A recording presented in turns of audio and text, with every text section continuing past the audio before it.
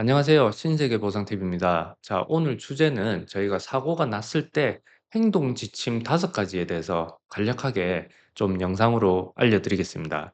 첫 번째는 일반적으로 인도에서 턱에 걸려서 넘어지든지 맨홀 뚜껑을 밟고 미끌려서 넘어지든지 교통사고가 났을 때 현장에서 사진을 찍고 동영상을 찍어 주세요. 그래서 현장의 기록을 무조건 남기는 게 좋습니다.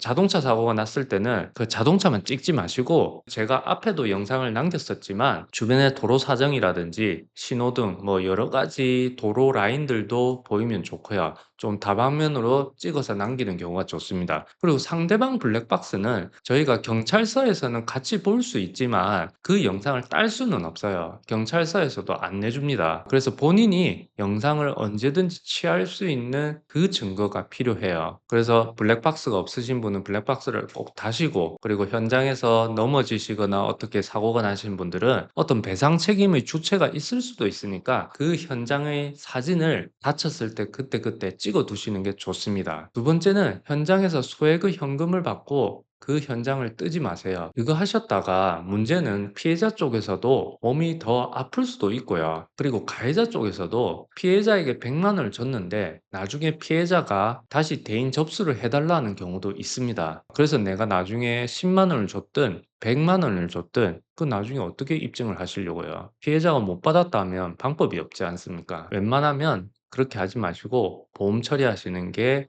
무조건 좋습니다. 세 번째는 병원에 가시되 제발 큰 병원으로 가세요. 동네 작은 병원 가지 마시고 그래도 종합병원 정도는 가시는 게 좋습니다. 한방병원이나 한의원은 안 가셨으면 좋겠습니다. 검사도 해야 되고 장비도 있어야 하는데 한방병원과 한의원은 진단에 있어서 도움이 안 돼요. MRI가 있어야 MRI를 찍어보자 하지 않겠습니까? 그러니까 나중에 한참 지나서 여기 아프다 저기 아프다 하면 결국은 다른 병원 가보라고 얘기가 나오거든요. 그러니까 처음부터 그냥 종합병원급으로 가시는 게 좋습니다. 그리고 아픈 부분이 있으면 그 아픈 통증이나 이런 부분은 초반부터 계속 의사한테 얘기를 하시는 게 좋습니다. 네 번째는 여러분들이 구급대원이 현장에 와서 어떻냐고 물어보는 그 순간부터 대화한 내용의 중요한 내용은 다 기록을 합니다. 구급대원도 하고요. 경찰도 기록을 하고요. 그리고 심지어 병원 가면 병원 간호사도 의사도 기록을 다 합니다. 그래서 본인에게 불필요한 얘기는 하지 않으시는 게 좋습니다. 나중에 그 기록지에 남아있는 말 한마디 때문에 보험사가 책임질 게 없다고 발을 빼는 경우도 있어요. 그래서 나중에 수습을 하려면